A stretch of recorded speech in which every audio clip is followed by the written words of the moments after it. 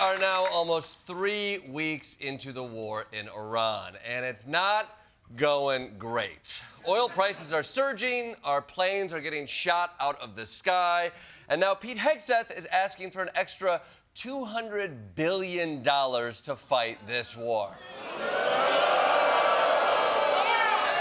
And they say women be shopping, huh?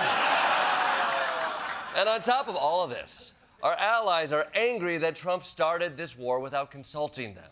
But of course, President Trump is smoothing things over with his trademark charm.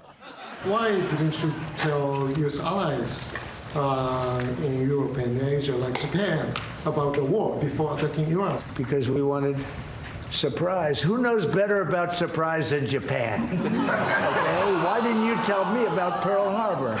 Okay? Wow. The Japanese Prime Minister did not like that joke.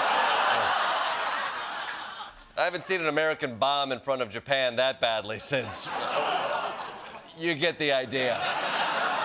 Although I will give Trump credit, though. He didn't do a Japanese accent, so let's call that progress. But taking all of this into account, it feels like America could really use a win right now. Rapper Afroman wins a defamation lawsuit filed by 7 Ohio sheriff's deputies. He's calling it a victory for freedom of speech. Yeah, we did it, America! Yeah, we did it! Freedom of speech! Right on! Yeah! Whoa! Whoa! Now that looks like American victory to me. I mean, just look at what he's wearing. If aliens landed here in America, they'd be like, take me to your oh, it must be this guy right here, right? His glasses, love the glasses. Now, you might remember Afroman from his hit song, Because I Got High. Or you might not remember it because you got high. But basically, back in 2022, local police in Ohio busted down Afroman's door, rummaged through his clothes, took money from his house, scared his kids, all to look for evidence of crimes that they never ended up charging him with. Now, after a raid like this, a lot of people might try to lay low for a while, not piss off the cops. But Afroman happened to notice this particular moment where one of the deputies was searching his kitchen and looked longingly at a lemon pound cake. And Afroman did what Afroman does. He released multiple satirical music videos using his own security camera footage of the incident that included images, you're seeing some of that here, of these officers. Mama's lemon pound cake. It tastes so nice. It made the sheriff wanna put down his gun and cut him a slice. Oh, man.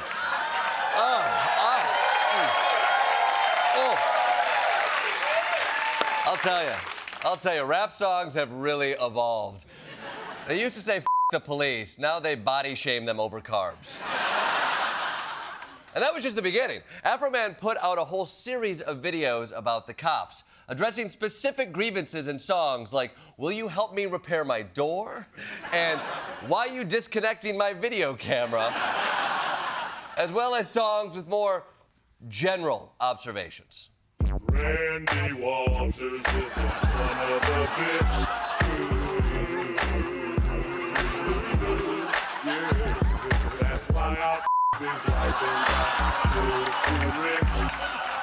Whoa, whoa. I'll tell you. And that is why AI will never replace real musicians. Now, a lot of people found these Cuck the Police music videos funny, but the police officers who starred in them did not. So, last year, they sued Afroman for defamation. And right away, the officers had a problem, which is that when you sue someone for making fun of you, you have to get up on the witness stand and talk about how badly you suffered from it. Which led to moments like this. Sean, you were called Officer Pound Cake by Mr. Foreman? Multiple times. Received hundreds of pound cakes at work. and with the people. Whoa. Whoa. Oh, my God. My God. The horror. The horror. I can't imagine the pain of being sent free desserts. I just hope Afroman doesn't find out that I love banana pudding from Magnolia Bakery. It would be devastating if my haters sent me hundreds of them with the vanilla wafers specifically. I mean, oh God, I would never recover. Remember, Officer Poundcake wasn't Afroman's only target. Officer Randy Walters sued Afroman for saying, I mean, what was it again? Randy Walters is the son of a bitch. Right. Which again meant Randy Walters had to get up on the witness stand and answer the question, are you a son of a bitch? And when they call you a son of a bitch, that would be an opinion? I'd say that would be an opinion. Okay. Because there's no way we can prove whether you're a son of a bitch or not. Yeah, she's been dead for years. Sorry. I'm sorry about your loving me.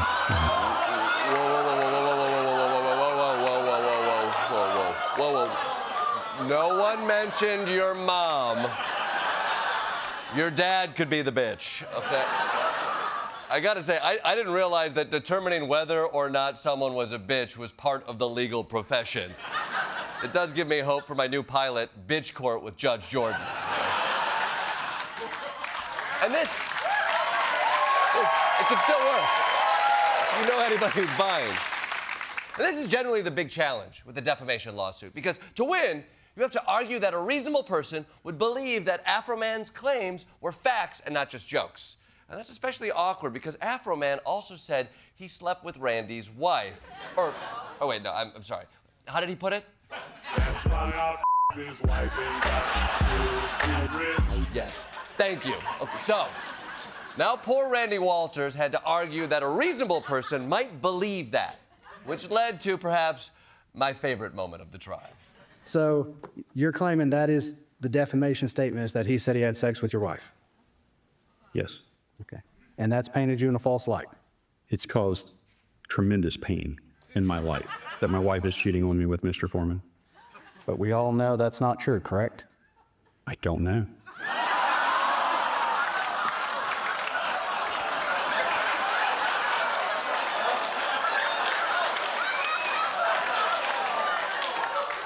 I don't know.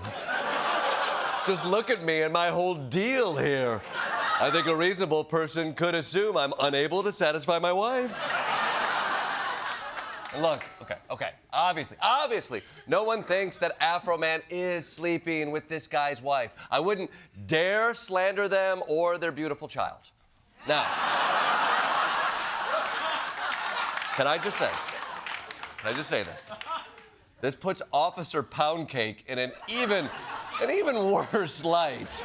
The other guy is like, Afroman called me a son of a bitch and said he f***ed my wife. And then you're like, yeah, and he said I had a sweet tooth. Again, okay, the central question of this case wasn't whether Afroman's songs were factual. It was whether people would think they were true. And this is how his lawyer made the case. Look at that suit. Does this look like a man who thinks that everybody's going to assume that everything he's saying is fact? Listen, I'm beginning to see how brilliant wearing that suit is. Ladies and gentlemen, does my client look like someone you should take seriously? He dresses like the DJ at the club where Betsy Ross strips. And by the way, I love this lawyer, too. Look at Hagrid Esquire over here. Let's wrap this up. I got the big ZZ Top case at 3, and then I gotta go back to forging my own swords. Thank you, Your Honor. But there were actual free speech issues on trial here, and Afroman was unapologetic about his rights. After they run around my house with guns and kick down my door, I got the right to kick a can in my backyard, use my freedom of speech, turn my bad times into a good time. Yes, I do. And I think I'm a sport for doing so, because I don't go to their house, kick down their doors, flip them off on their surveillance cameras, then try to play the victim and sue them. Wow. I don't know if I want to stand up and salute because of the speech he gave or because he's wearing all the American flags. Regardless, I'd say Afroman should run for president. Except that was a real thing that happened in 2024. And all of you idiots didn't support him. We could have had President Afroman right now. And look, I'm not saying that would be ideal, but you can't tell me it wouldn't be an improvement.